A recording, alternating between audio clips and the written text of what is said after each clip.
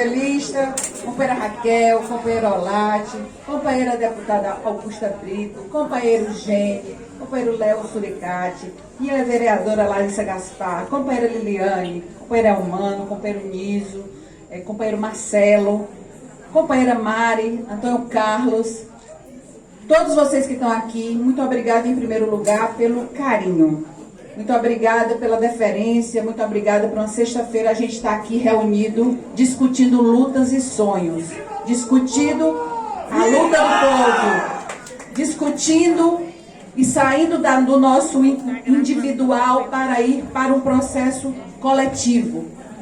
E eu vou falar aqui o que o Mano diz, que normalmente eu comento, é porque imagina o cenário, e precisamos dizer isso para as novas gerações. Estou vendo muita gente jovem, e é importante que as pessoas saibam. Em 89, quando Lula foi candidato a primeira vez a presidente da República, nós éramos e víamos de uma geração que sonhava que o torneiro mecânico virasse o presidente do Brasil. O povo, muitas vezes, olhava e dizia que jamais ele ia ter cara de povo na presidência da República.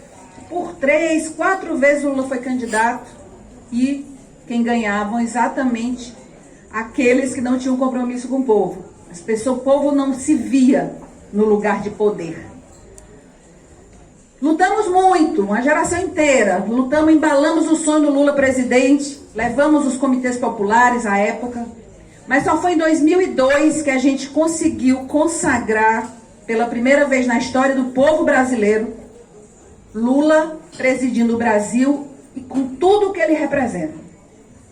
As mulheres, a negritude, o movimento LGBTQIA+,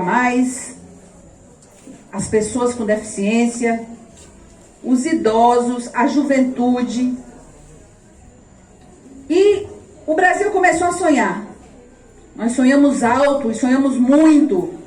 Começamos a tirar muito mais velocidade o SUS do papel, muito mais velocidade a questão da igualdade racial, que começou, de fato, a empoderar aqueles que ficaram invisibilizados tanto tempo. Nós começamos a sonhar num Brasil de igualdade, fraternidade, um Brasil que o povo estava se encontrando consigo mesmo. E esse Brasil, esse sonho, ele foi interceptado por um golpe institucional em 2016, que tirou a primeira mulher eleita presidente da República, inclusive uma guerrilheira que lutou como pôde, como jovem, que foi a companheira Dilma Rousseff. Começou o golpe, mas o golpe teve vários desdobramentos. Um deles foi a prisão do Lula. Quando a gente vê hoje, há 4 anos atrás, e não é nada na história, 2018, prendiam o Lula para ele não ser candidato. E o Algoz, inclusive, desistiu de ser candidato porque ele não sabe o que é lutar. Que seu Sérgio Moro tirou a candidatura ontem, arregou foi cedo. Arregou foi cedo, porque está sob o manto, está escondido atrás de uma caneta da dita justiça, como ele fazia, humilhou, desdenhou, prendeu o presidente Lula. E eu tenho muito orgulho, sabe, Augusto, de dizer assim, eu fui muito presente na vigília.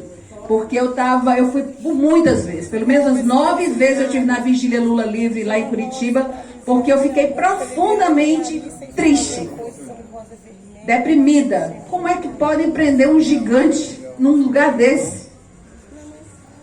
E numa das reviravoltas mais fantásticas da história do mundo, não é só a história brasileira, do mundo, os hackers ajudam e se chega à verdade, que era dita, porém, nunca considerada, porque a prisão do Lula é uma prisão política.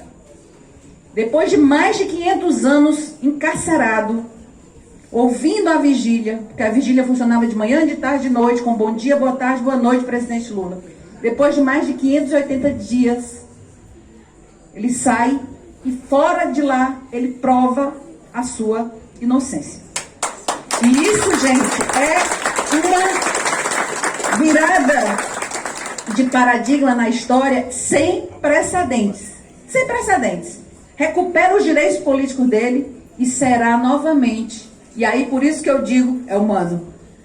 Companheiro, eu disse o seguinte, eu achava que 2002 tinha sido a eleição das nossas vidas. Mas eu estou entendendo, pelo desastre, da destruição que está acontecendo no coração das pessoas, inclusive. Que a primeira destruição, ela se dá na alma, no coração.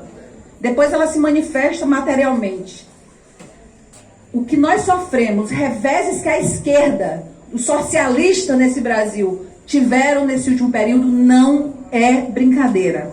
E todo dia que eu levanto, eu penso só como nós vamos reconstruir isso e como nós vamos jogar esperança no coração do povo, em especial da juventude. Da juventude que está perplexa com tudo que está acontecendo. Foi a juventude que teve um sonho interrompido com a pandemia e um mau caráter, sem empatia, tomando conta de uma nação rica, poderosa como é o Brasil, e ao mesmo tempo fazendo o país ir para o fundo do poço. Por isso, companheiros, 2020 será a eleição das nossas. 2022, 20 anos depois da primeira eleição de 2002, essa sim será a eleição das nossas vidas, porque o que está em jogo agora, nesse momento, é a civilização ou a barbárie no Brasil. O que está em jogo é o futuro da nossa juventude, é a perspectiva de sonho que nós vamos ter que radicalmente resgatar, porque aí a gente tem que ser radical. Radical na defesa da liberdade, radical na defesa da pluralidade, radical no nosso sonho, que é construir a sociedade livre de homens iguais. Homens e mulheres livres e iguais. Homens e mulheres livres e iguais. Não é muita coisa, gente. Não é muita coisa. Tinha que ser o óbvio.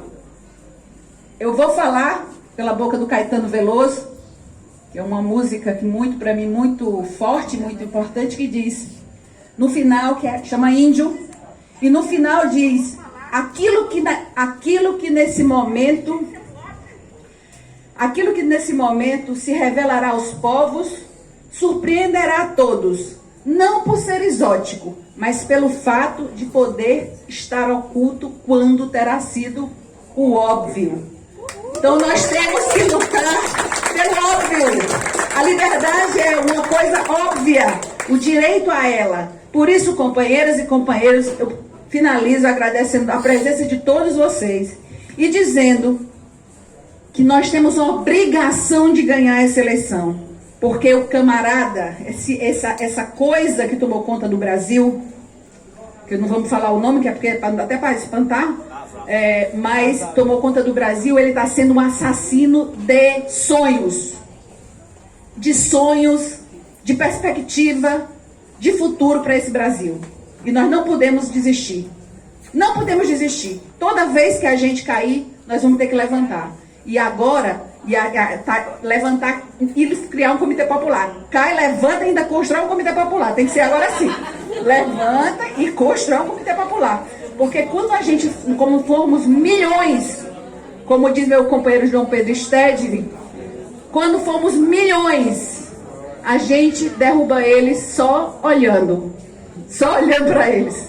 Porque seremos milhões e seremos livres e verdadeiramente combatentes da liberdade por uma sociedade radicalmente justa, democrática e, sem dúvida nenhuma, uma sociedade de homens e mulheres livres. Boa noite, muito obrigada.